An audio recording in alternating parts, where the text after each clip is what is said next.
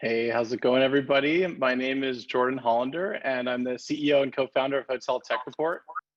So I was invited here by Krasimir from Clock Software to help moderate an amazing panel on how hotels can be managing the crisis and navigating through a completely new world.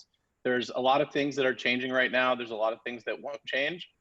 And what we wanted to do today is really bring together some thought leaders from various aspects of the hotel industry, whether it's on the technology vendor side, the consultant side, and the hotel operator side, to help you guys see what other players in the industry are doing and learn from each other in a collaborative environment.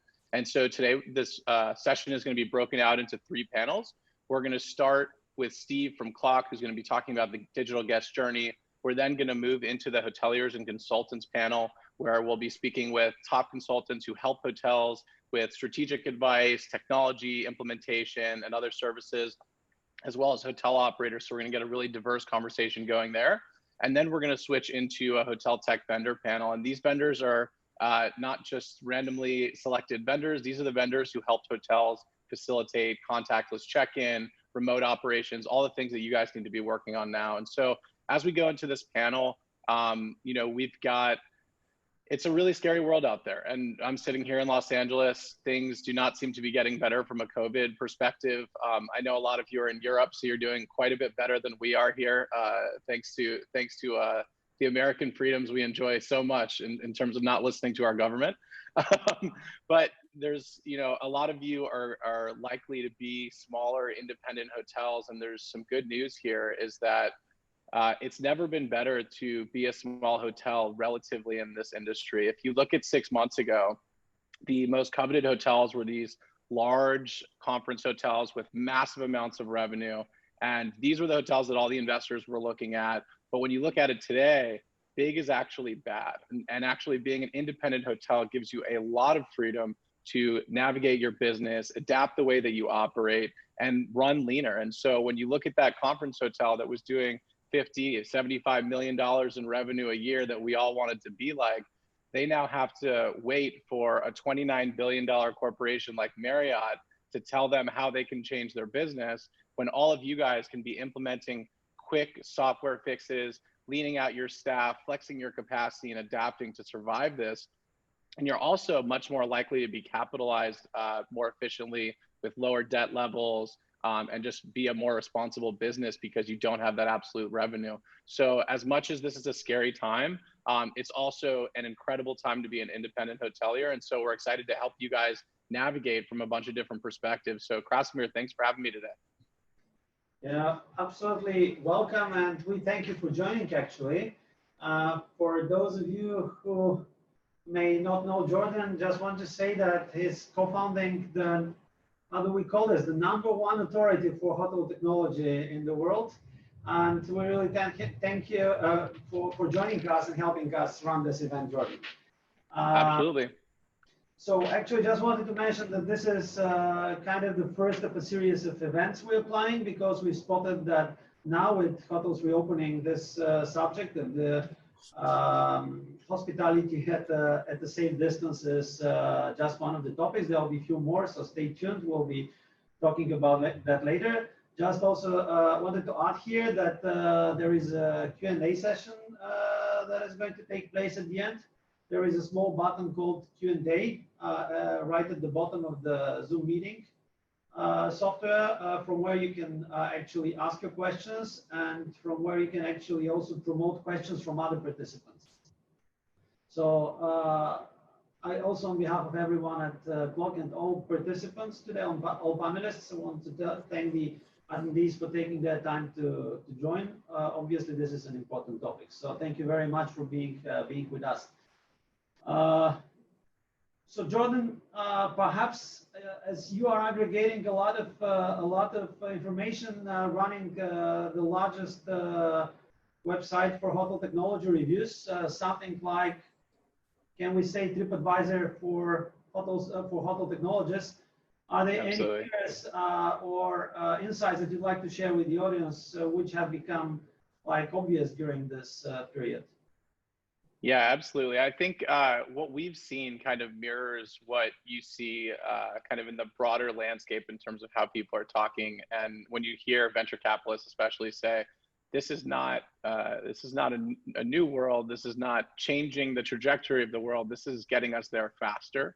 And so this is accelerating a lot of the trends that we're already seeing. So it's no surprise that the #1 search term on Hotel Tech Report right now is the same that it was 6 months ago. It's property management systems, and that's actually the spread between property management systems and the next software down, which I believe is channel managers or booking engines, has actually widened because hoteliers know that when they look at all these other solutions that we'll talk about, whether it's 4Suites on keyless entry or Whistle on the guest messaging side, they know that without the right PMS, they can't do any of these things. So what's likely happening is they're going to try these new solutions, and they realize that it's going to take them 3 months to implement one of those, and then they come and look for a new PMS so that they can get there. And so what we're seeing is a big acceleration of what was already happening. And the other thing, I was talking to a founder the other day about this. That's really surprising for us is we've actually had 0 searches on our site for contactless check-in. And so there's a lot of talk about the contactless check-in on the other side, and that doesn't mean that hoteliers don't want this or need this right now, but it's not how they're thinking about things. They're thinking about guest messaging. They're thinking about a cloud PMS. They're thinking about things in different ways. And so it's really important to speak in the language that the hoteliers are thinking about right now. And so that was something that was really surprising to me. And so I thought it was shocking. So I went to Google, and it turned out Google had exactly the same thing. So I think what we really need to do as an industry is take that information and really compartmentalize it and share with hoteliers, like, what is contactless check-in and what does that consist? Because it's not a thing in itself. Yeah, no, very nice set. On our side, we also wanted to share some data with everyone. That data was actually making us stay awake in the nights at the beginning of the crisis. What you're seeing is in this graphic actually is the dramatic drop in the workload on our servers, which we saw after the COVID crisis started. And we're not sharing this to scare you guys, but to see that obviously after at the beginning, just for 2 weeks, we saw a dramatic drop of about 70% and more of the workload, of the usual workload. Now we see a steady trend, and as of yesterday, we are just 15% under the usual workload. So a lot of you guys seemingly are starting to think about reopening, and that's really nice. That data is also supported by the quick poll which we ran among you yesterday, asking you whether you have closed or not, whether you have reopened. So as it seems, something like a good 69% have already reopened, and something like 31% are yet to reopen, with about 2/3 of that which plans to open before the end of September, actually. Taking quickly to the first topic, but before that, we just want to introduce the panelists today. We are very grateful to these wonderful top leaders and people who bear hospitality and hotel technology in their hearts. So on this call, we have Mr. Skander Gasmi from Happy Culture by Onotel, or rather from the Digital Transformation Department, Hub H. We have Nikola Jasprika from Lark Hotels in the United States. These are both very nice group and very solid groups of hotels. We have Oliver Gelner from Tacticom, one of the leading consultants in various sectors of hospitality management. We have a very nice lineup of speakers from hotel tech vendors, including Thomas Damon from Adian Payments, Jonathan Rojas from Whistle Messaging, Leonard Dehaan from 4Suites, and Dan De Bruin from BookBoost, including the next person who is going to introduce us to the topic of the hospitality at a safe distance, Mr. Steve Glickendahl from Flock, the Business Development Director at Flock. And actually, he's going to be the next one to introduce us to the contactless guest service. Steve, to you. Good morning, good afternoon, good morning, America, good afternoon, Europe. Thank you all for joining. Thanks, Jordan. All very wisely said. Thanks, Casimir. And we know all of you hoteliers listening, joining us today, are pulling out all of the stops to keep your cherished business healthy. And of course, the main reason why we're all here today and why we are joining you is because we want to support you with those efforts. During the discussions later, much more will be said about the current situation. But I'd also like to talk a little about how strong online interaction with your guests not only greatly helps you deal with changing realities, but it actually has been steadily growing in importance over the years anyway, arguably stretching back to the advent of the internet and mobile, when technology available as we have it today was just nowhere to be seen. Of course, we want you to be aware of everything that can be achieved using this technology. So in a sense, we could therefore argue that what has happened since, well, March, I guess, is only tipping the scales in terms of what hotels need from digital guest relationships, as we like to call them. I think if you would have spoken to any of us in March or before, we would have told you that this is not a luxury or something that you might consider as being part of your business plans. We probably all of us would have told you that it's an absolute necessity. And of course, the fact that you know, the online means can actually help you achieve safe distancing simply by, for instance, taking care of certain tasks without needing the physical approximation to the guest. That can greatly help the process. But the need for safe distancing could be considered to be in the shadow of the rise of the silent traveler, as I personally like to call it. And this silent traveler, so to speak, has been demanding online services for quite some time.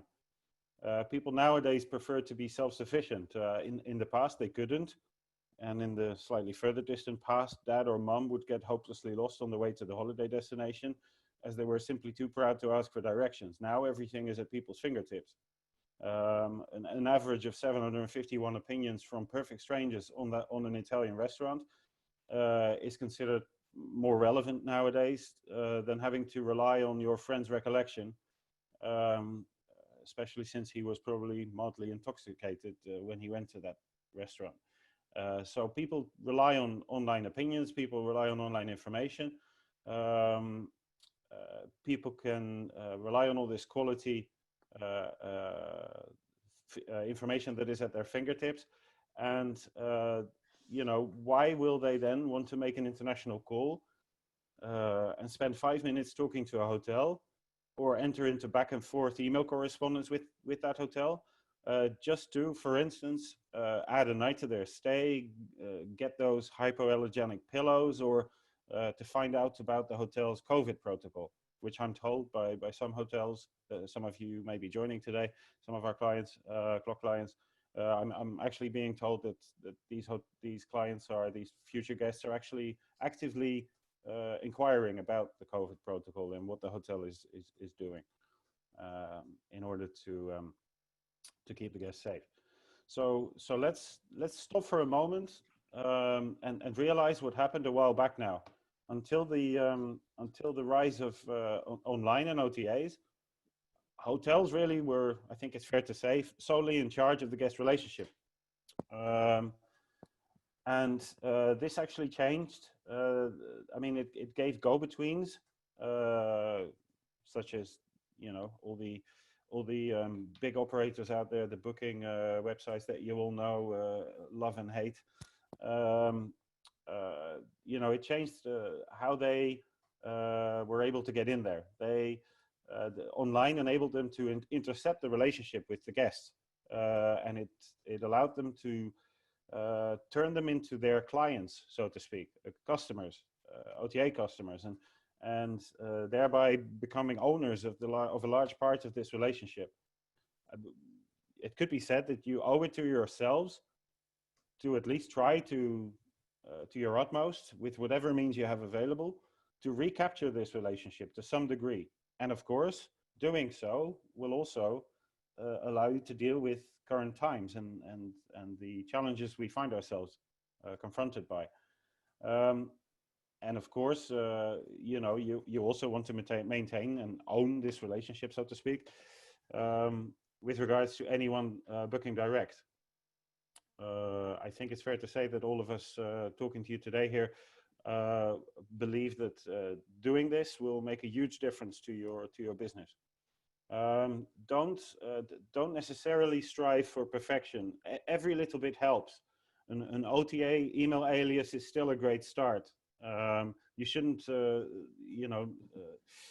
push it aside and think, oh, there's not much I can do with this.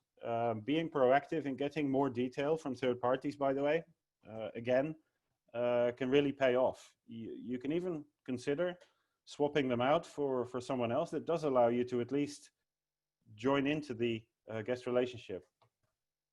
And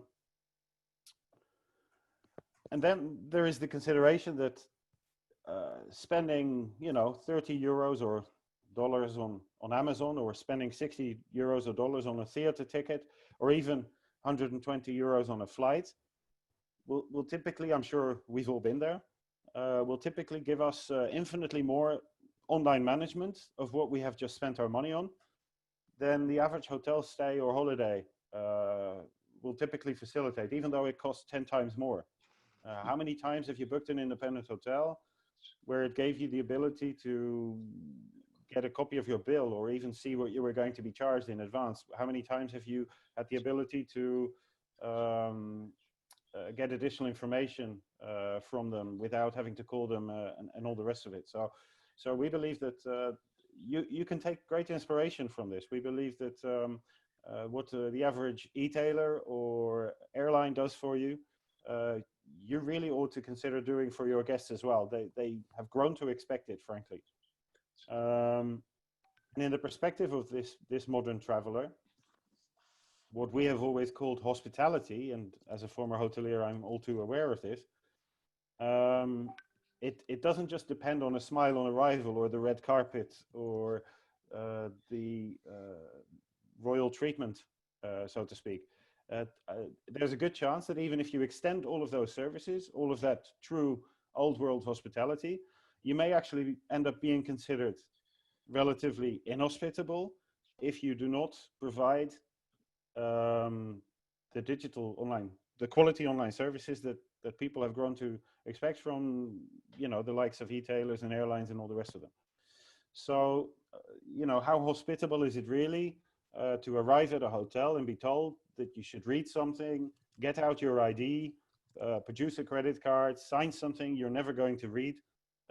Is that, the ideal process in the age where you could be offering guests tools with which they can handle these things in a much more efficient and calmer manner without having to do so upon arrival? And of course, this is precisely where what was true in February is even more true now, because taking away the necessity to deal with these things on site also allows you to keep a safe distance. It's that simple. So being able to own at least part of the digital guest relationship, and again, I emphasize, the more you can own, the better. But if you own part of it, that's a really good step already. It serves all of your best interests. Dedication to this will be rewarded, but it's really only half the job, because starting to own the digital guest relationship, starting to capture their interest, doesn't mean that you are giving them everything they need. I mean, you could be offering them upselling, you could be offering them simple services that allow them to perform certain self-check-in kind of tasks or anything related. But, if you, again, take a look at these big service providers, e-tailers and the like, isn't it true that they offer multiple services? Isn't it true that they allow you to do lots of different things through one single platform? So therefore, at Clock and at many of our partners, the idea is very much to facilitate offering a single platform that enables all of these kind of tasks from one space.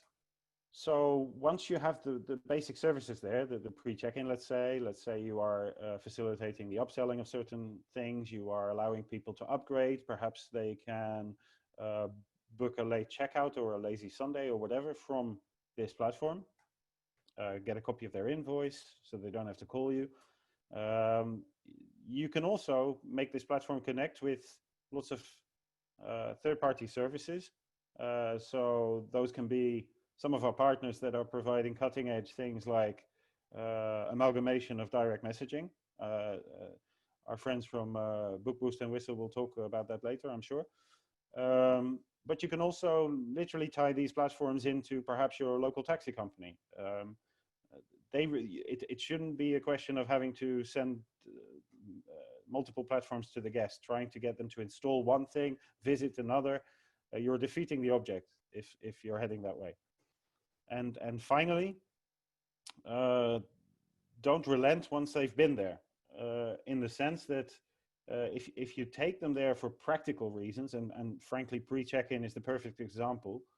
If you send people the request to pre-check-in, depending a little on how you formulate it, there are very few people that are not going to do this. They're used to it. They will even potentially assume that things will be harder upon arrival if they do not.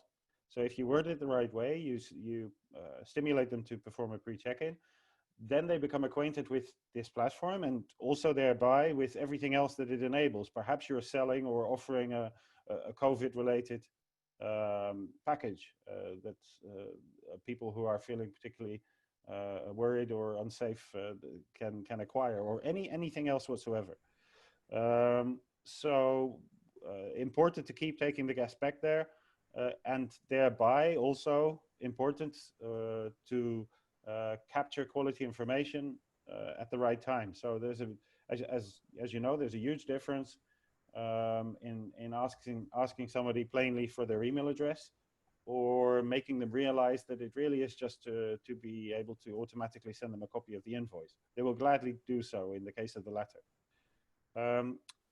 I hope that gives you a little idea about what some of these platforms can mean to your business. And I'll gladly answer any questions that may come up later. Let me hand you back to Casimir. Thank you all so much. Thanks, Steve.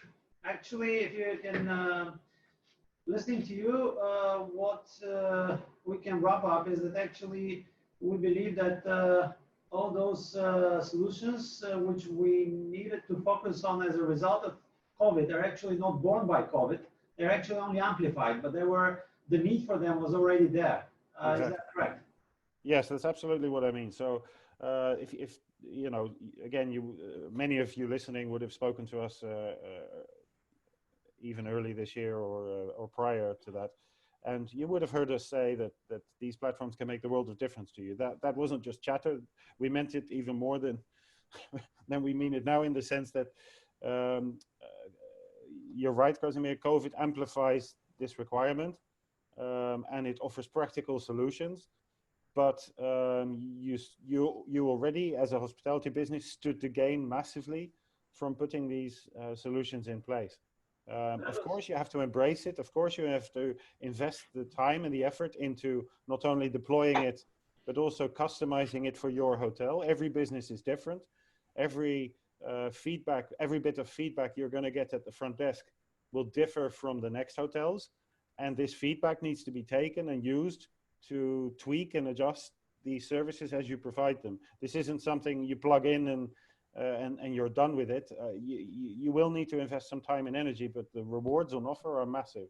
Pre-COVID, during COVID, and after COVID, just as well post-COVID. Thanks, Steve. Actually, I think that we're going to speak about this partially in the next panel with some of our hoteliers and consultants who are joining us today, about how we actually change the way we use those tools, which were anyway existent before that. Yeah, I mean, I can't agree more with what Steve was saying about kind of amplifying what was already there. I think, you know, when we look at this at Hotel Tech Report, we see our own business in every hotel, and we look at what we have been doing during COVID, and it's really been about automating our processes, running leaner, having flex capacity. So when we think about anything like in the context of contactless check-in or anything at the hotel, the big theme that we see is doing more with less.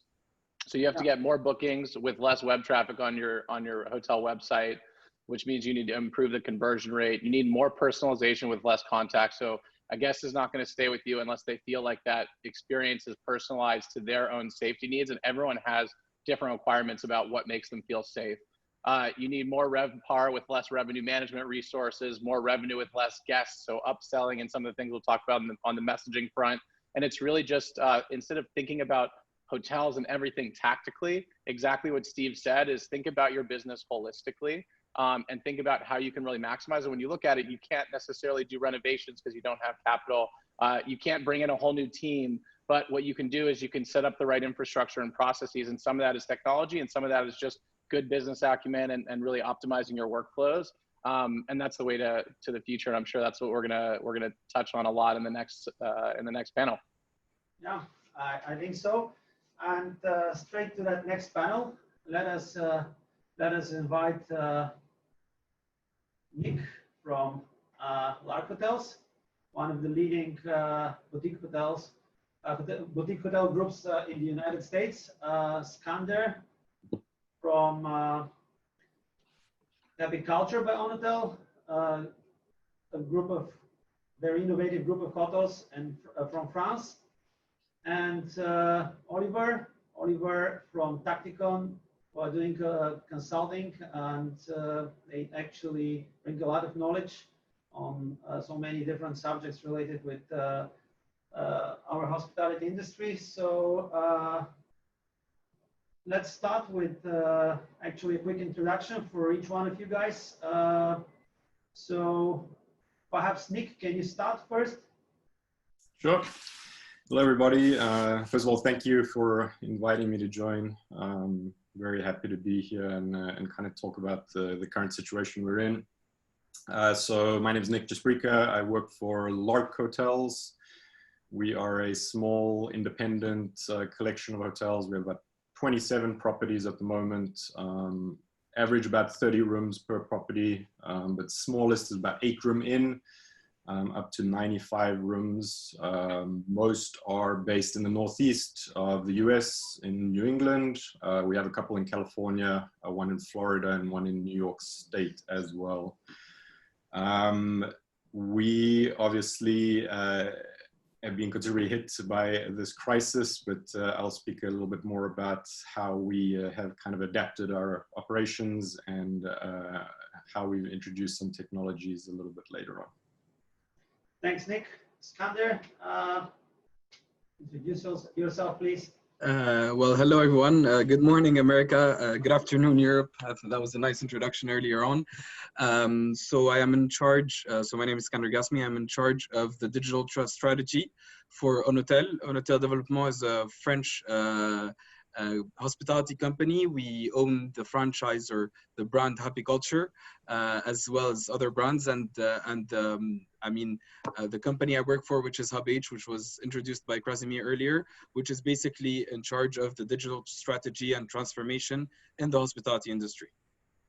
Thanks, Skander. And Oliver, could you introduce yourself and Tacticon Consulting, please? Hi, everybody. I hope you can hear me.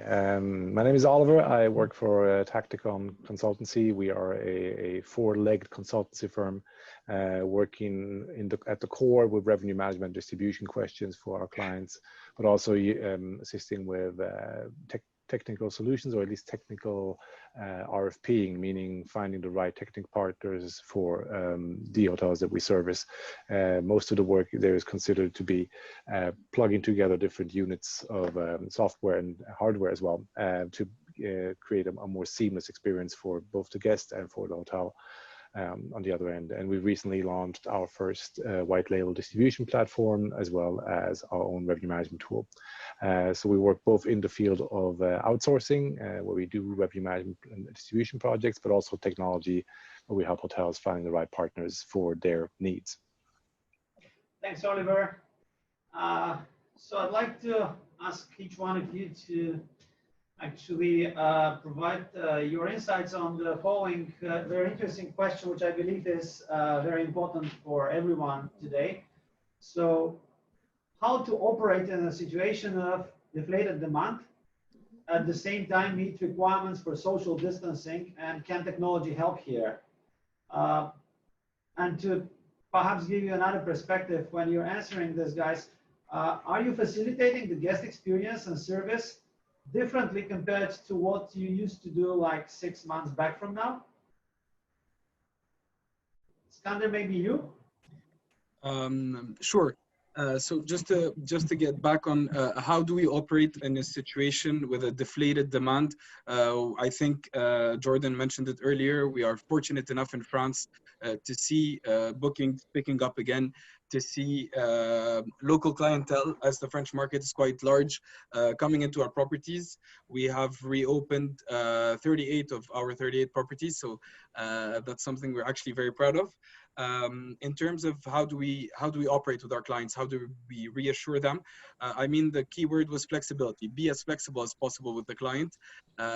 It's okay to change your old habits of non-refundable bookings and of being forcing, well, not forcing, but perhaps of having these rules in place whereby the client has to pay a non-refundable fee. So we're going all out flexible. You can cancel even on your last day. I think that's quite reassuring for the clients. We've also adopted a new way of dealing with our customer journey. You were mentioning what has changed between today and previous operations. Perhaps today the client gets the chance to organize their stay before they come. They get to pick what they want to eat for breakfast. They get to pick the way the housekeeping is managed within their properties. It's only been a month of us running operations this way, and it's been very insightful in terms of what we can do, how we can adapt, how our properties can adapt, and our business can adapt to these new rules. And perhaps I believe we've been learning. The key word has been for a very long time to personalize the guest journey. We never really knew what it meant to personalize. What is it?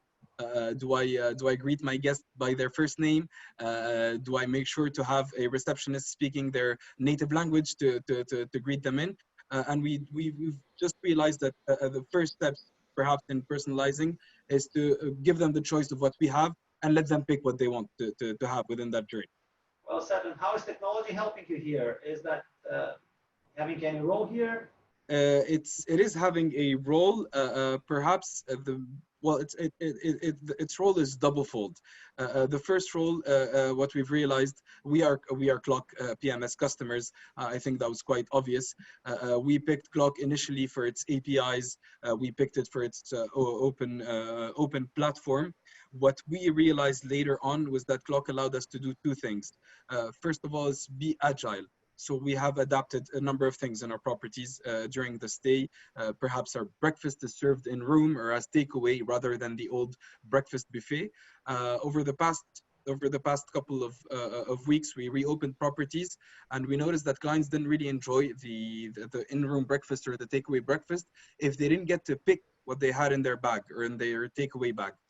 We managed, and I was discussing this with Nick a couple of days ago, we managed to, in a matter of 2 days, to transform the online check-in process, the breakfast requirements of each guest, to include it in their check-in in the check-in process.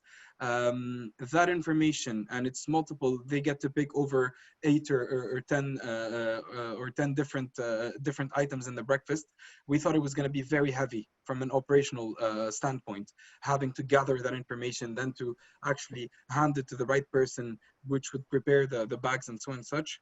And we realized that the way we could do it, it takes today a minute for our staff to basically get out the list of items per room, per guest within the property in order for them to start preparing the breakfast. We have been challenged by our properties. We have been challenged by people working with us on the field who told us, listen, you want to do this, you wanna make it as good as possible, we understand, but make it feasible operationally. We're pretty glad to see that it takes less than a minute to get that information out of the system. At no point does anyone in our almost 40 properties copy any information. No one takes their choices or the guest choices and puts them down, unless of course the guest chose not to do it online. And even in that case, that's where it's actually interesting, is that the online experience and the offline experience actually do match, because when it comes to check-in, the guest picks what they want for breakfast. It goes in directly into the system. It is saved for their entire stay, and we can get it out any moment we want. Thanks, Sander. Oliver, I think you can give us a very interesting perspective to this question, for a very interesting answer. Given the fact that you are actually based in Stockholm, and Sweden is one of the very few countries which was never subject of a lockdown. So how do you operate in a situation with deflated demand and requirements for social distancing at the same time? Well, I think what we've seen here in Sweden is that quite obviously, whether you are under a mandated lockdown or if you attribute a certain level of responsibility to your population, as they chose to do here in Sweden, where the rules of social distancing were applied in a less strict and formal manner, it still had an immediate effect on travel behavior. So regardless whether it's mandated or more by free will that people restricted their interaction with people, it had the same impact on the economy, meaning that restaurants were not forced to shut down, but they were still suffering from a huge drop in supply. And supply meaning all different business segments. I think that's something we need to be looking at as well when we're discussing further on about the application of solutions and approaches for handling what's going to happen during and after the crisis, is that we need to look at our different business segments.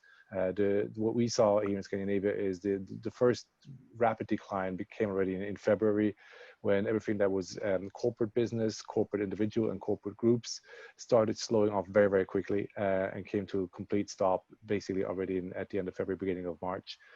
When you normally have a season, which we have here in Scandinavia, where corporate travel increases in the first quarter and peaks about let's say between Easter and summer, so to speak, and you have a long track record of flow of new reservations coming in and requests for reservations or for group meetings, that all stopped all of a sudden. So hotels were operational, but they didn't have any guests. Leisure travel was equally affected because of the travel restrictions. What's specific about Sweden is it's a huge inbound market. The local market is only 10 million population, but looking at the size of the market in terms of hotel rooms, very dependent on foreign travelers. So when foreign travelers stop coming to key airports or to key travel hubs, then there's no need for accommodation either. So there was a lot of these trickle-down effects that affected the economy. What then happened was, similar to what Steve described and Scander you as well, is that that switch in demand had an immediate effect on how hotels were operating. So the first thing they did was release staff with all the protection systems in place from the government, meaning that people were having their salaries paid by 60, 70%, 80% by the government, but they were not allowed to work during those hours of the day which they were being compensated by the government for.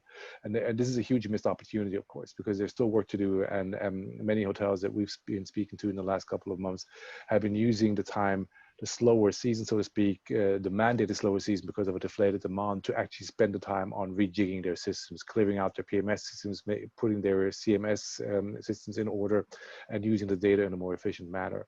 Those hotels that had previously some kind of guest communication technology could embrace that quicker because they could apply the data more targeted. But I think that what we saw here is a clear differentiation between the hotels that have started this journey some time ago and the ones that are now, because of the crisis, jumping on this bandwagon very, very quickly. As I mentioned previously, some of the work we do is we assist hotels in finding the right technology partners for digital transformation. And the amount of requests that we received on, which systems should we buy and how do they interface and integrate with our existing systems has been tremendous, because many people have been using this more slower period in order to upgrade their technology stacks. because of the low demand. The handling of the reservations and the guest relation during this period is pretty much, I would say, the same. The ones that have technology platforms are using those guest dialogue systems, upselling systems, contactless checking systems. But now more hotels are forced to look at their technology, and as Jordan mentioned earlier, this huge, comparatively equal demand for new PMS solutions is basically based on the fact that legacy PMS solutions don't allow you the integration of different platforms as more, modern and maybe API first based solutions will allow you to. So there's a huge shopping spree in the market going on right now, where everybody's looking for better software. And this is what we see a lot going on right now. That is people taking the opportunity in revamping their tech stack. And when it comes to digital journey, I just want to also mention that many hotels here in Scandinavia have previously adopted much of the marketing side of the digital journey, but not so much the commercial side of it. And what we see right now is they're letting go of the marketing bit, meaning your social media marketing and so forth, stuff that they couldn't attribute to a direct income, and they're now looking at platforms that can give them numbers on the bottom line immediately. And that goes hand in hand with the fact that hotels now have less money. They have less money to spend on staff. They have less money to spend on cost of sales, which is going to put an incremental pressure on technology suppliers and vendors, which are all going through audits right now and being weeded out because of the cost factor they have on a single reservation. So that's a huge effect. And I think you're going to see this when the markets reopen across Europe, is that hotel operators are really going to look at nickel and dimes right now to make every reservation as more cost efficient as possible. Thanks, Oliver. Very, very good insight. Nick, to you and to the United States on the other side of the ocean. Same question to you. How to operate in a situation of deflated demand? For a while, actually, it was no demand because your properties were closed, and now you're reopening. So how do you operate in this situation in parallel with the requirements for social distancing, and how does technology help you here? Yeah, to talk about the demand piece first, we obviously made a tough decision very early on, before we were mandated to close all of our properties. We just thought it was the best thing to do for our communities and our staff. And we obviously, demand took a dive, and what Jordan said earlier, we're lucky enough to be a small independent property, group of properties. And we have seen that demand come back fairly strongly, I think more than other groups, just because of our size. And we don't rely on group bookings. We don't rely on corporate bookings. We're 8% leisure based. So that leisure demand, and it's been pent up for the last couple of months, is definitely back. In the last 2 weeks, our bookings have almost more than tripled in the same time frame last month. So there's definitely some good signs of things to come for the rest of the year, as long as we don't get a huge second wave here up in the Northeast like the rest of the country is getting at the moment. But we'll see what happens with that. But we definitely had to make some changes operationally, and technology helped us with that a great deal. I think we were lucky enough to be operating a clock at all of our properties, and one of the first things we went to do was facilitate that online check-in and that contactless check-in. We got that up and running fairly quickly with Clock's kiosk feature, and got it to a stage where guests can kind of do all the check-in formalities, fill in any kind of COVID-related questionnaires, any kind of COVID-related information. It's all online for them to sign off on prior to their arrival. The next thing we kind of decided, or we're kind of trying to figure out how to do, is, we are proud to be ambassadors of our communities, and we really want that human connection for our guests. And how can we do that without really having much face-to-face contact? So we went out and looked at guest messaging platforms, and we decided to go with Whistle. And they've been a great partner. And again, with Clock and with Whistle, we were able to get all 28 properties up and running within a week. And so far it's been great. We've had great feedback from guests, great communication with Whistle, and it's kind of all facilitated that online check-in, We've always had a good guest journey from booking to check-in, I think via email communication and just the way we do it. But the text messaging platform has really added a little bit more of a personal touch to it, where you're actually speaking to somebody through text messaging, which we all do on a daily basis. You know, you're always texting somebody, hey, what's good in this town? What can I do here? It's like you have a friend in the town you're going to, which is our goal. We also, this was kind of prior to COVID, we had already developed a bit of a digital concierge, which we use. It's pretty much just a hidden website, web app that we use where each property is updating pretty much on a weekly basis all of their recommendations on what to do in town, things to do, places to eat. So we've updated and been updating those digital concierges very regularly with any kind of new information regarding closures and openings for COVID, and put those digital concierges really out there front and center for all of our guests to use. So we've really had to change our guest experience to make it more digital, and we're still trying to keep that human touch with all of these new technologies.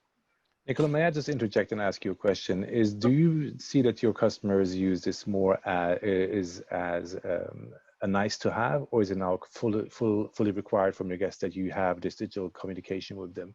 Do you see a switching behavior there? That previously it was nice to have a digital concierge, it was nice to have chat functionalities, and now there's a reason for not meeting people face to face. Do you see an increase in usage? Yeah, I think you got it spot on.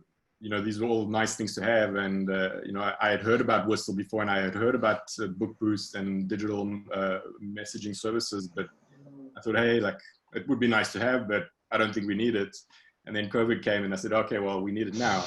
So I think guests are in the same boat, and you know, we had spoken, I think Steve spoke earlier about the airlines and how they kind of take care of their guests and their customer journey from booking to check-in through their apps and their online web portals. And I think guests are going to come to expect that from hotels more and more. And we need to provide them with that experience. And, you know, Skander was talking about how they've kind of transformed their digital experience. I was lucky enough to demo it, and they've done such a great job of keeping the guest in their environment. So it's the same look as their website. So going from the website to their kind of self-service online check-in is seamless. You don't even know that you're leaving the website and going to a different system. And I think that's going to be an important part of the guest journey. Can I ask one more question? Because we see this a lot when we speak to our customers. From adoption to integration, meaning now you decided to, let's say, sign up with Whistle, for example. How much time did it take you to go live? What's the effort behind it? I think this is what we hear a lot. Oh, this is going to take us weeks or months to get started. How much time did it take you to get started? It's, you know, it was challenging just because we have 28 properties and we had to do all 28 at the same time instead of kind of gradually implementing the system. But it was quick. You know, we had just had to facilitate the API connection with Clock. Once that was done, Whistle got everything kind of up and running pretty quickly. Obviously, I'd say it's still a work in progress. We're still fine tuning things. It's not perfect, but we got it to a stage where we could successfully communicate with guests and they can communicate with us via text messaging, and that was the goal. There's still some features that we want to implement down the road, but getting it up and running was not a long process, and more importantly, it wasn't a complicated process. It was fairly simple to do, even though it was a little time consuming to do it across all properties. Thanks, Nick. I think it was a great insight. Listening to you guys, I think I cannot refrain from asking a question. Are you actually aiming at contactless service, or are you actually aiming minimum touch service? Because both of you, and I think that even Untitled, they released kind of in their special communication on the subject. For example, Untitled and Agriculture have released a special website for the COVID questions, didn't you, Skander? I think that was one of the first things you did. And there you're talking about actually how you minimize the contact, but from the perspective of being hospitality operators, and at the end of the day, a lot of hoteliers are not actually used to the complete digitalization. What is the goal actually? I cannot refrain from asking this question after Oliver's question, which was spot on. If you're asking us what is the goal of what we're doing, I believe Oliver mentioned it earlier, which is the more you own of the digital journey, the better. I believe we have full ownership these days of our guest journey. Quickly before we got here, I was checking the stats. We've had since the beginning of the month 7,000 room nights staying in our hotels, and we've had 3,500 clicks on the portal. Now, I don't know our length of stay. I don't know what percentage of our guests yet are doing the online checking. All I know is that I have approximately 50% of my room night logging into the portal, and I had a 40% percentage of return. So from that perspective, the usage we're going to make of it is that it's a better tool to communicate. It's a better and cheaper. Let's say it for what it is. It's a cheaper, more convenient, more structured way of communicating with our clients. The whole purpose is to improve it by the day, every day. So the first steps we took in putting that together was a heat map on your systems, Krasimir. Basically a heat map which would show us where are the guests going, what are they clicking, what are they interested in. Quickly after that, we revamped the page. We only left out what we felt was most interesting to the guests. Now, I don't remember who someone asked earlier, how are the guests reacting to this? We don't know exactly how they're reacting to this, and we didn't know how they were reacting to this. We didn't want to send out a survey asking how did your stay go, how was this and how was that. We simply put a tiny feedback button for those that were interested, and we asked them, how are you feeling in here? And we left out 4 emojis for them to answer, just to get their feedback, just to get their impression. Are they happy? Are they satisfied? Are they sad? That's something we've implemented 2 days ago. We still don't have enough feedback for us to know what usage we're going to be making of this. Again, the one thing that we're taking out of this at Unhotel, at Happy Culture, is that first, it's allowed us to move faster than we ever have before. We've spent a year building our own portal prior to doing the digital transition. What took us a year to build, we managed to customize in less than 3 weeks. And again, what we were talking with Nick last week, the managerial decision of telling the guest, hey, you get to choose what you put in your breakfast. You get to choose what we clean in your room and when we come into your room. That management decision would have taken us before perhaps months to set up, to try out, to put together, and then to iterate and correct. We managed to do in a couple of days. So for the time being, we're just getting used to our new tools and the way we're going to be using them in our properties. We're getting a great deal of satisfaction from our operations so far. The way I measure satisfaction is that my phone is not ringing. And since my phone is not ringing, I believe it's going well. Thanks for the insight. All of you guys, thank you so much for the insightful feedback that you provided. I think it's time for our next panel, the one with the hotel tech vendors. Yeah, this has been great. Thanks so much for the hoteliers and consultants. It's just really impressive to see, Nicola, how quickly you switched over your guest journey in Scander as well. And that's exactly what we introduced this panel and session with, is the idea that small is actually an asset now on a relative basis. And so it's really inspiring to see what you guys have done. And I think one of the key takeaways that I came away with is, from what you guys were saying, is really along the lines of what Bill Gates is saying about the broader health ecosystem, in the sense that in many ways, if you're trying to respond to a crisis today, it's already too late. And you guys have been able to really move quickly because you have the core infrastructure that you need to adapt. But at the same time, there's a lot of hotel groups that Krasimir was mentioning earlier that are really left flat-footed. So the real value that we gain from looking at the vendor side versus the hotelier side is, it's much like, in a similar way to working with a consultant, companies like BookBoost and Four Suites and Whistle are working with hundreds and even thousands of hotels around the world. And so they're able to glean insights from those clients. They use those insights to further their product roadmap and meet some of those queries. And so for all the hoteliers out there, for every one question or request you have from a technology vendor, all of these panelists are really dealing with hundreds of those kinds of requests, and they're able to aggregate it and synthesize it in a way to really tell where the future of the market is going. And so we're really lucky to have them. So today on the panel, we've got Tomas Damon from Adyen. So Adyen is a payments platform for hotels. We have Jonathan Rojas from Whistle, which is the #1 guest messaging platform on our site, Hotel Tech Report. We have Leonard Tahan, who's the CEO of 4Suite, so a keyless entry and mobile check-in for hotels. That is a really cool technology that we keep hearing about from our users, and so I'm excited to learn more from him.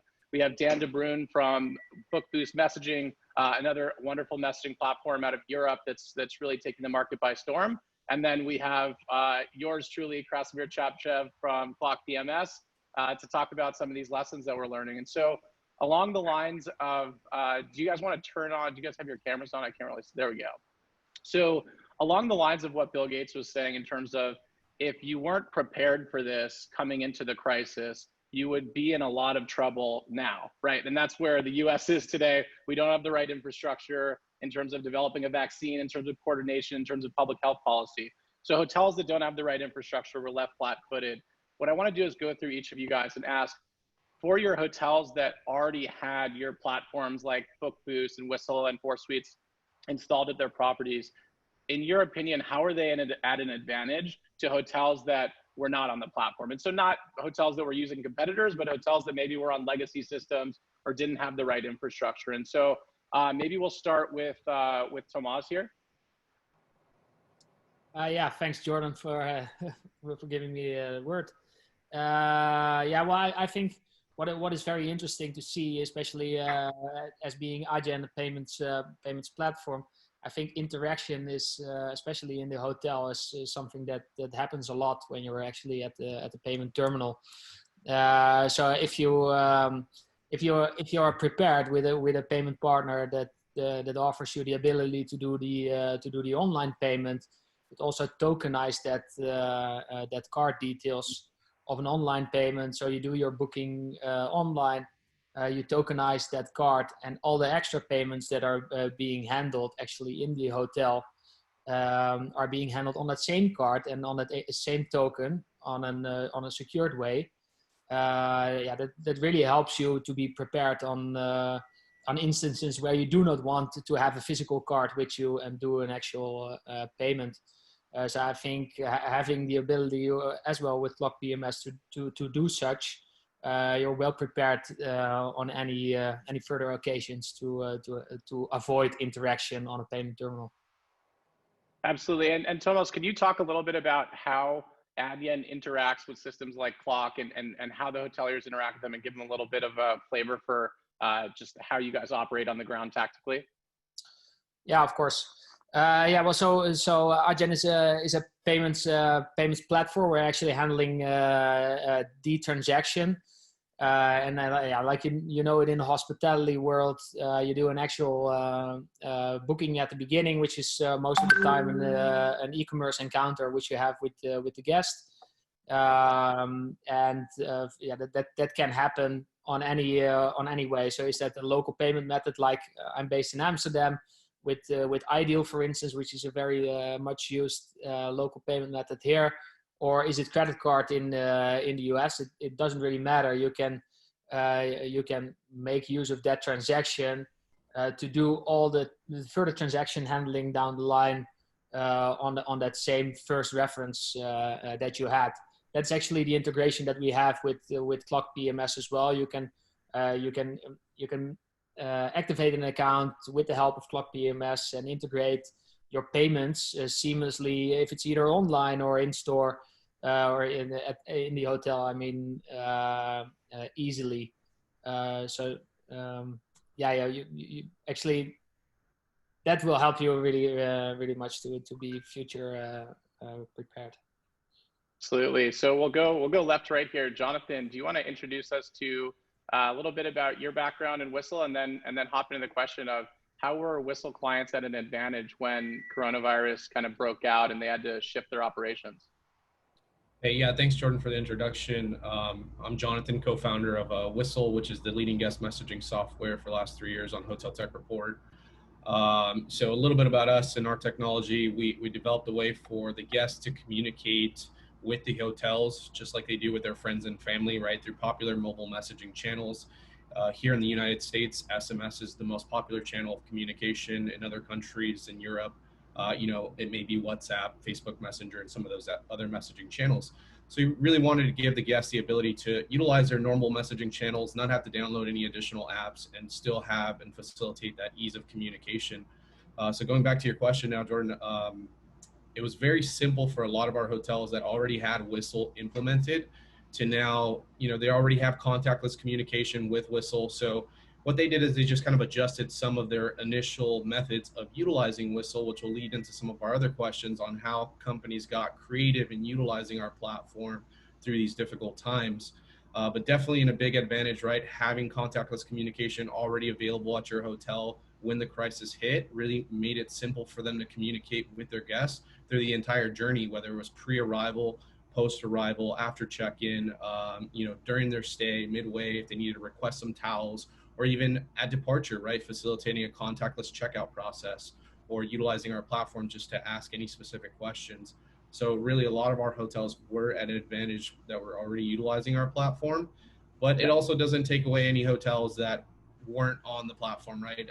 As Nick from Lark Hotels has said, they were very quick to act when this kind of all happened. And our platform is so easy to implement, as well as our integration with Clock. So it's really quick and easy for them to get up and running and utilizing our technology and benefiting from that, in a week's time. Absolutely. And I think that's really the trend that we're seeing at Hotel Tech Report is technology in the hotel industry has historically looked very different from a lot of other industries, and that there's this on-prem hardware installation that takes a really long time.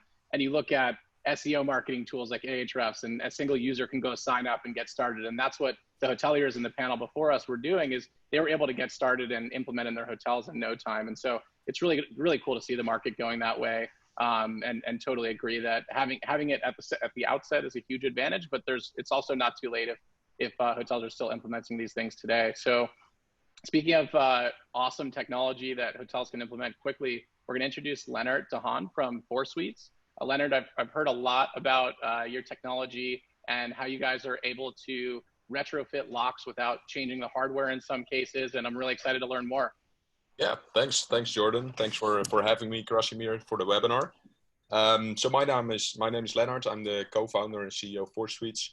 At 4Suites, we're specialized in intelligent access for the hospitality industry specifically, where like Jordan mentioned, the main difference between our system and all the other key vendors out there is that our system is completely online. So it's not only online software, but also the logs are real-time connected to our platform.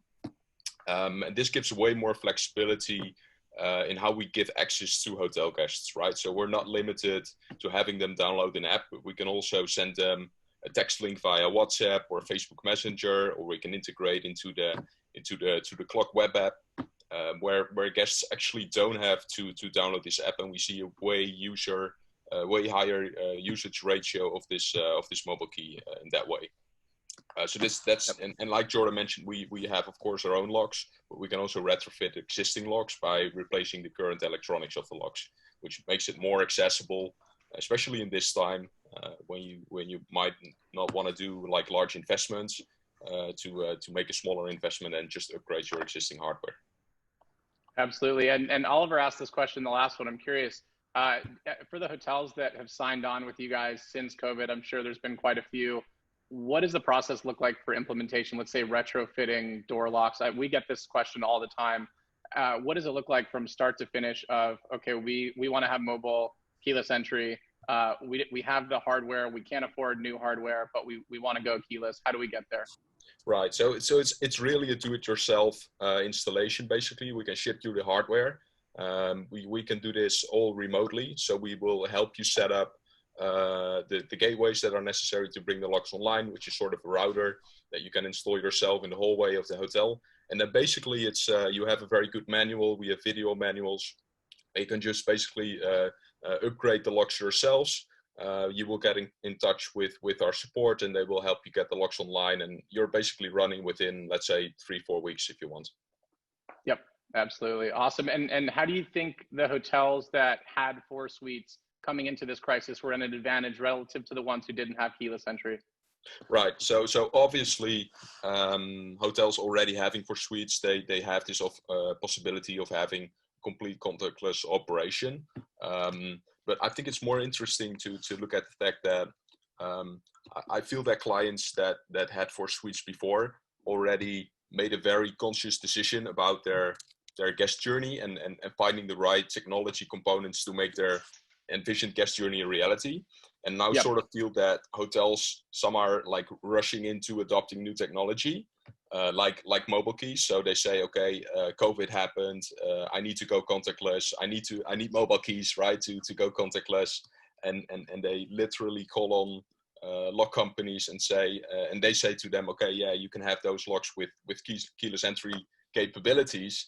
Yep. So they might make an investment and they might do the installation. And then after all that, they realize, okay, this guest needs to download an app on their phone right now. Absolutely. Right. There's 2 million apps in the App Store, right? Like what's the number of people downloading the app? It's very, very, very close to 0. Yep. So they've gone through all this, not realizing like how it's impacting their guest journey. So instead of what I would say is that get a blank sheet of paper, write down your guest journey first, see how that looks like ideally from your perspective, and then try to find the right technology for those components in the guest journey, and not the other way around. So not just buy a piece of technology and then try to find out how that fits into a guest journey. 100%. And I think that's been a huge problem in this industry and in any industry, is being reactive to problems and putting band-aids on solutions instead of thinking holistically and strategically. And for all the hoteliers listening now, I think that's what this conversation is all about. Is there's certainly an element of adapting to this crisis, but it's preparing for the future. And anything that you adapt today, I think Leonard brings up an amazing point. Don't just get a system because someone told you that you have to have this for contactless check-in. Look, we may or may not have some vaccine for this virus in the next 12 months. Build the business that you want to have 5 years from now, and all these solutions should fit into that roadmap. And it all starts with a SWOT analysis of your hotel, strengths, weaknesses, opportunities, threats, looking at where those go, and also mapping out your guest journey. And so I think that's a great lead-in for Dan de Bruin from BookBoost. This is guest messaging has been one of those categories that it's great that there's a ton of awareness and hoteliers know we need this now, but it's also it's an integral part of the entire guest journey, and it will be for the next 10, 20, 30 years. And so Dan, we're thankful to have you. Do you want to introduce yourself, a little about your background and what BookBoost does, and then we can get into that question? Absolutely, Jordan. And thank you for having me, Casimir, for setting up the webinar. And nice to meet you all. So yeah, indeed, I'm speaking on behalf of BookBoost, a contactless guest messaging and digital communication platform. And Jordan, to your question, we've seen various advantages for our customers already using a digital communication platform. And I would just like to highlight a couple. So they have not had to undertake that drastic operational measures. And also they've not been that dependent on being on property to stay in touch with their customers. So I mean, any technology pretty much that contributes to operational efficiency, right? And that enables guest services, make you less dependent on human resources for that matter. So for instance, if you have a contactless guest journey where guests can help themselves and where they can also easily reach you, you don't need to dedicate a staff member on property for that specific purpose. So as an example, one of our customers, a Norwegian hotel group, they operate 4 properties in a super efficient way. So they use technology for contactless touch points, and as a result, they offer great service while they only need 1 staff centrally to supervise those 4 properties. And also for independent hotels, they've been able to communicate even if they were not on property. So obviously all hotels have been affected equally, more or less, right? In terms of occupancy. The ones using digital communication system did not have to lay off so many employees. And when you turn it around, when the market is back and when it comes back, and regardless of the intensity and speed, they are better prepared because the operational effort to start getting going again is much lower. And I mean, technology, yeah, you can pretty much just switch it on and off. So either way, they are more able to adapt to changing market conditions. And also, and lastly, they've also seen that, I mean, they've been more successful in staying in touch with their guests. So as it's super important now, perhaps maybe more than ever in crisis, to be accessible and to answer questions that your guests might have. Our solution has been helping hotels to answer most of these questions. And for those cases where guests required human assistance, the hotelier could answer those questions remotely, right? So they've not been dependent on being on property to keep a good relationship with their customers, and even if the hotel has been closed during this time. 100%. And that's, one of the things that we've seen is just this trend in remote management of a business. And if you have staff that everything they do is physically on property, there may be demand for them to be doing things like answering guest queries off property. But if you're shut down, you basically end up furloughing them right away because there's nothing for them to do, and you don't have those systems in place for them to be productive and add value for the business. And so that's a really interesting angle to it. So Krasimir, I know people probably don't know about whatever your company is called here and what you guys do. Can you tell us a little bit about, for the one person here who doesn't know about Clock and what you guys do, can you fill us in? Well, we try to innovate what was known as a hotel PMS space. We're trying actually to extend it to the point where things should be where they should have been if you started a new hotel tomorrow. Where you would want your system to be if you started in 2020. And actually, all of you guys gave me a very good point. I was expecting the same question to us. So I was listening to Thomas, then to Leonard, and then to Jonathan and Dan. And I thought that what I should tell you is that what we do is actually a platform that practically stays at the heart of the operations of the independent hospitality organizations, which allows them to travel fast, to adapt fast. Everyone was speaking about implementation cycles of days and weeks of practically no time. Travel without troubles, providing choice, because what I see is that people are offering hoteliers and our friends here are speaking about actually giving choice to hoteliers, whether they should be servicing guests from home, whether they should be servicing guests from a central location, whether they should implement completely contactless service, or whether they should implement minimum touch service, still with certain limited human touch. But it also connects the dots, because I thought how wonderful Leonard and his company, FourSuites, is doing something that opens the doors. Without this, the contactless journey is not possible. Thomas and Adrian are actually enabling the payment so that you no longer need to go to the cash machine to get to take the money or to pay. And then, if you look at this, how do their solutions reach to the guests? Well, they can reach through Clock, but they can reach also through Jonathan or Dan. I mean, through their systems, because the link for opening of the doors would go through all of the channels according to the guest preference and the hotelier's preference. Obviously, some will prefer, especially Generation Z or the millennials will probably prefer to use the messaging apps. Others will prefer to use the emails and the guest portal. But that's all about choice after all.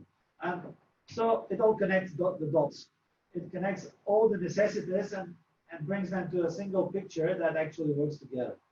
That is what I believe our Clock PMS Plus does. And actually, it's quite exciting, isn't it? Absolutely, absolutely. And it really provides the infrastructure for hotels to be lean businesses like, your clients that were on earlier, like Skandar, who are able to completely pivot their business in a matter of days and recreate that guest journey. And so that kind of leads us nicely into the next question I want to ask you guys is, you're all seeing hundreds, thousands of hotels collectively pivoting, making new strategies. What are some of the most creative pivots or tactics? I think for hoteliers in this audience, it's great to learn from each other. What are some of the most creative pivots and tactics you guys have seen? This can range from, we saw Sonder in the short-term rental space pivot as a business into longer-term stays. It can be, we have a client, Oki, who does upsell software out of Amsterdam. What they saw is instead of clients looking for the highest total revenue per available room and using their software to get more revenue out of each guest, they were actually using Oki to upsell packages that had cleanliness, things like masks and sanitizer and clean certified rooms. So they were using it to communicate instead of to sell. And so I'm curious, what are some of the most interesting strategies or innovations that you guys have seen from your clients come out of this? Jonathan, you wanna take it away? Yeah, thanks, Jordan. So we've actually seen a lot of interesting kind of pivots and new strategies, and it's really cool to see in the industry, you know, through rough times like this, where it brings a lot of the innovation and the creative minds out of the hospitality industry and these hoteliers. I would say, you know, during these tough times, there's been a big focus on revenue. You know, being able to utilize our platform and our upselling module, we've seen a lot of hotels introduce new ways to capitalize on some incremental revenue, whether it's additional services similar to what you were talking about with Oki, or really just whether it's room service or utilizing our platform to communicate the housekeeping needs, you know, on a daily basis, whether it's, you know, wanted or not wanted throughout their stay.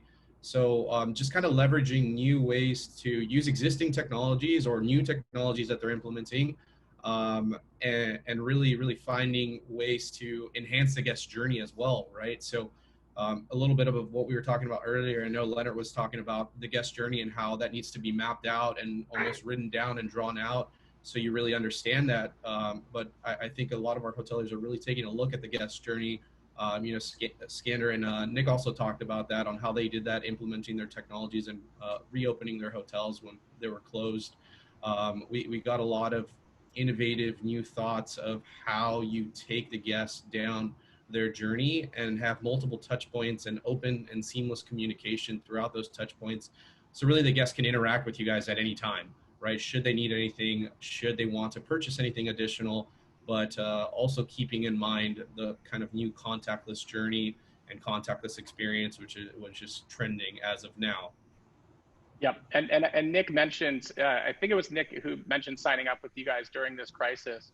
So that was clearly a pivot in their business, is adopting guest messaging. Can you talk a little bit about what the challenge was, that in terms of how you perceived it when he came to you and was looking for a solution, and how you guys met that challenge to help them pivot? Yeah, I mean, I think probably our biggest challenge was timing, right? He told me, like, hey, we're looking to reopen our hotels. I think, you know, I think we were speaking like in April, May, and then they were looking to reopen their hotels as June 1st, or I think it was June 15th, maybe it was the original date. And then some hotels opened up a little quicker than expected. So really just being able to coordinate, one, get the integration going with Clock, which is super seamless and easy to go, as well as getting implementation up and running at the hotels is probably our biggest challenge.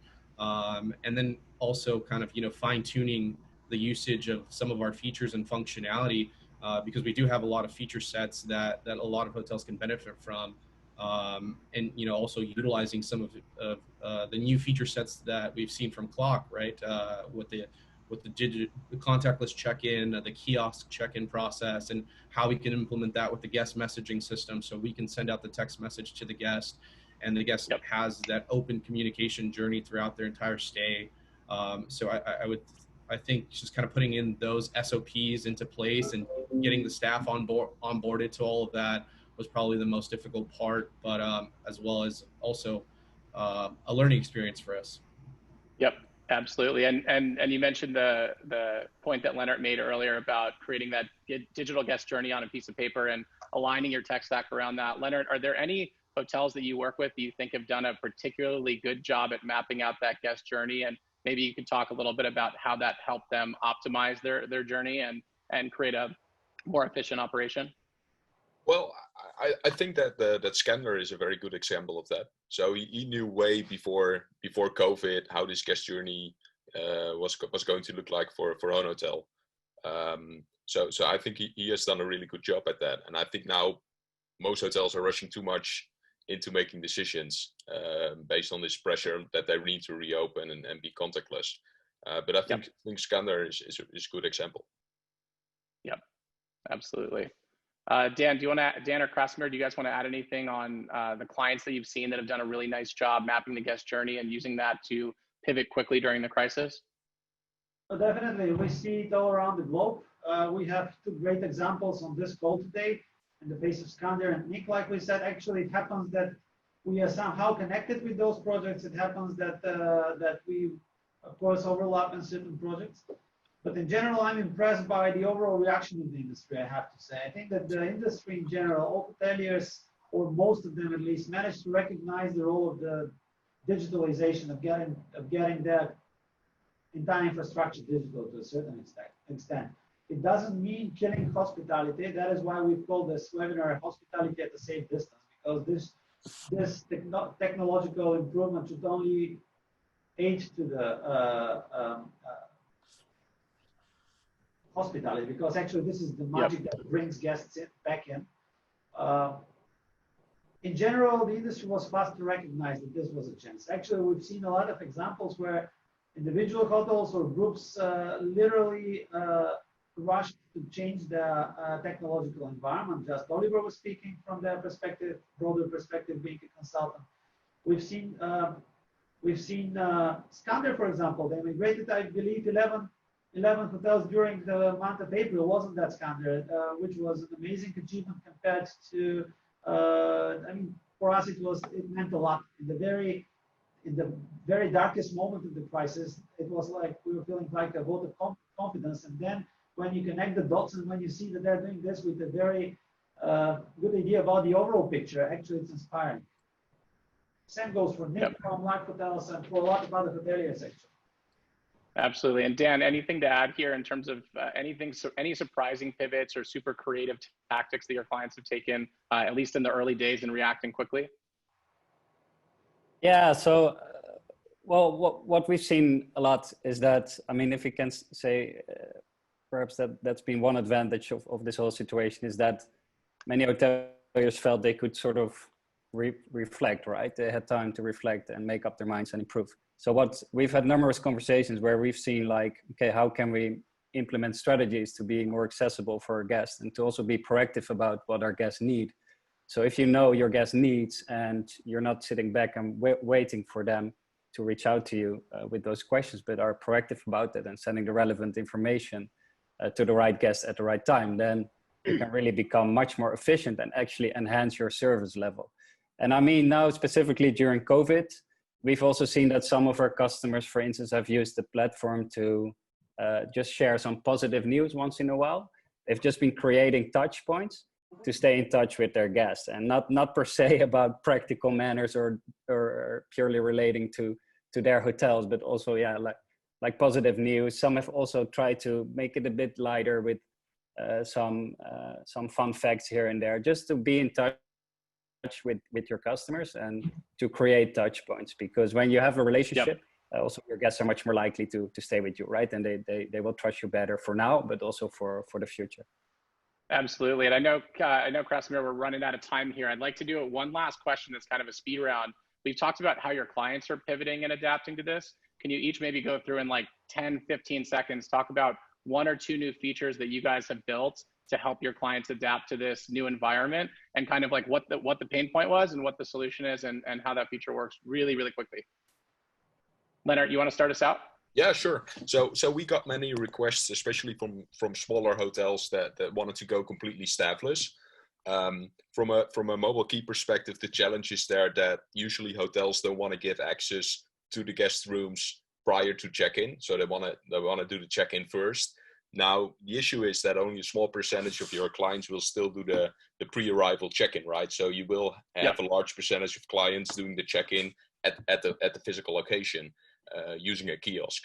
So how do you give them access to the hotel where the kiosk is usually if they didn't do the check-in yet? So we've developed a feature actually that can give hotel guests access to the hotel, to the main entrance, to the lobby where the kiosk is, based on a reservation that they had.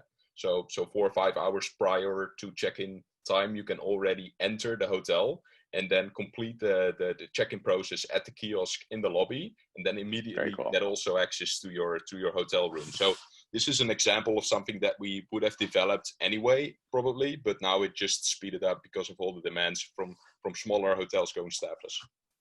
Absolutely. All right, guys. Jonathan, you want to hop in quick, maybe one feature and just explain it really quickly for everyone? Yeah, one quick feature on this. I think this kind of came out of our independent boutique hotels as well. I think Dan touched a little bit on it earlier too, is being able to create that kind of rapport with the guest, right? Create those touch points and really echo on the communication and the relationship with the guests, so they're more likely to stay with you in the future. Our hotels thought implementing all of these contactless features was that they were going to lose that aspect. Right. So they came to us and were like, hey, is there a way we can still have this face-to-face interaction with our guests, but keep it contactless? So what we developed here at Whistle is a web portal video calling functionality where hotels can send a pre-arrival message to facilitate a pre-arrival video call with their guests to interact with the hotel. So still see the guest, have that face-to-face interaction, maybe explain the check-in processes, some of the amenities and features of what the hotel has to offer. While still seeing someone, a human being on the other side. Absolutely. Dan, you want to hop in? Yeah, so, I mean, we haven't really developed any specific features as such, but what we've been doing mostly is to help our customers with templates. How do you communicate during such crisis? We wrote a blog with best practices on how you can use communication to stay in touch and to create touch points. So we've been trying to help our customers how to utilize the platform rather than that we had to develop new features, since it's already a digital communication platform that can be utilized for this purpose. Yeah. Absolutely. And I'm sure Adyen's kind of similar in not developing any specific features with the B2B nature of it. Krasimir, any features you guys have developed, and then I'll let you take it away in the conclusion. Can I add one thing to it, Jordan? Yeah, absolutely. All right, just one thing. What we quickly adapted to is everybody has got a phone. So if you do not want to actively use the payment terminal that's on your counter, we've made it able to show a QR code, to scan that QR code on the terminal and pay with your own device. So no interaction needed anymore with the payment terminal. Awesome, very cool. Krasimir? Well, yes, it's my turn.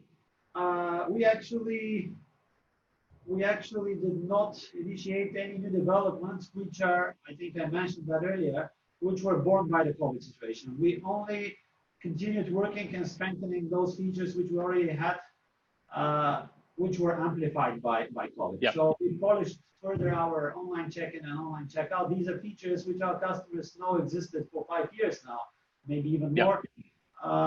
We are heavily investing in developing process automations. We're planning to organize another webinar on the topic because, like everyone said, we need to do more with less people, with less hours on the payroll.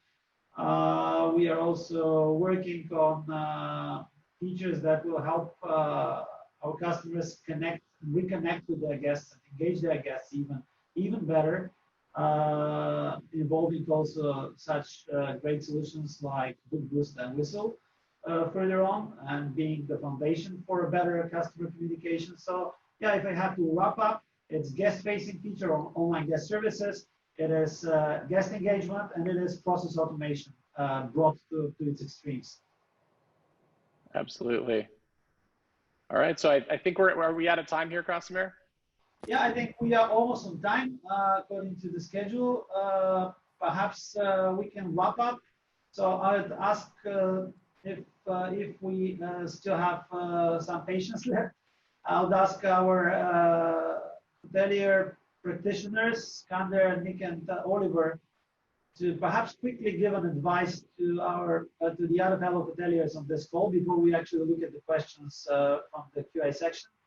So maybe I'd ask you very quickly, guys, to share with the audience if actually you're opening a hotel tomorrow, what would be the first thing you'd implement in the current situation? Well, I can go. I think a very simple thing to do that doesn't cost really much anything is communicate, and communicate well.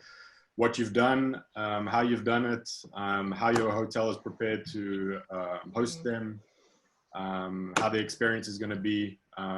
We did a very good campaign on communicating to our guests when we closed the hotels, why we closed them, and how we were preparing them for reopening. And I think that was very key, and we got really good feedback. And it's easy and it's free. Thanks, Nick. Sander, maybe you? Sure. I mean, quite a tricky question because there's so much to do before opening a hotel. I believe, as Nick said, communication, informing your guests of where you're standing and what's going on is very important. And perhaps working with your staff, working with tech providers. Leonard just mentioned the smart idea from 4Suites, which was for the guests that did not check in online, to whom you couldn't provide the room card, to at least let them into the property. That's when they'll do their check-in. So I believe consult with the softwares you use, consult with the people that have most feedback. I get a lot of my feedback. I learn a lot by communicating with you, Krasimir, by communicating with Leonard, communicate with your tech providers and get some tips from them. And Oliver, your advice? This would be a bit from a different perspective, as we don't operate hotels ourselves, but we assist with the operation, also with pre-opening of new hotels. And I think the biggest difference or the biggest takeaway message would be to look at whatever piece of equipment and software or technology you're buying, make sure that it can be integrated. That's the first thing. So integration, and I mean, API-based integration, API first-based integration. Don't buy anything that's legacy. Don't buy anything that needs a box on site to run. That's just not going to work. And also think of it as, if you start envisioning your customer experience, but to be completely touchless, even if you don't want it to be touchless, but you can always back it off and create touch points after that. If you start your guest experience requiring touch points, physical touch points, and then want to scale up to touchless, that's much more difficult. So my recommendation would be start with the vision of a completely touch-free interaction for the entire process, from inspiration to orientation to reservation to booking and journey and stay at the hotel. And then you can back it off and insert all your physical touch points once you need them again, but you need to start from the other end of the scale, and don't start with a typical reception desk and a breakfast room. Start from the other end and then work your way backwards. Thanks, Oliver. And then I think it's time to try to look at the questions which we have on the Q&A session. So the first one is a question for all participants. What digital tools do you use to ensure social distance for your hotel staff? I think that participants cannot answer right now, but Alexander, we are actually going to run a small poll for this event. We will definitely include this question in the poll, so whoever wants to answer it will get this feedback and we'll share with the audience. Thomas, I think that the next one is pretty much, the next two are pretty much connected with your domain of expertise, namely, how can a hotel integrate online payments to block PMS and not all management? I assume that the question is in relation with payment processing companies. And just another one just came in, ADN, more information about the QR code payments. So if you can throw some light on the subject. Coverage in obviously South America, is there something you're looking at in short term? If yes, in which countries? And then something about the QR codes. Yeah, well, so first on South America, actually, if we want to open up a country, we really want to do it all. So if we say do it all, we want to do the online payments and the actual in-store payments, or the POS.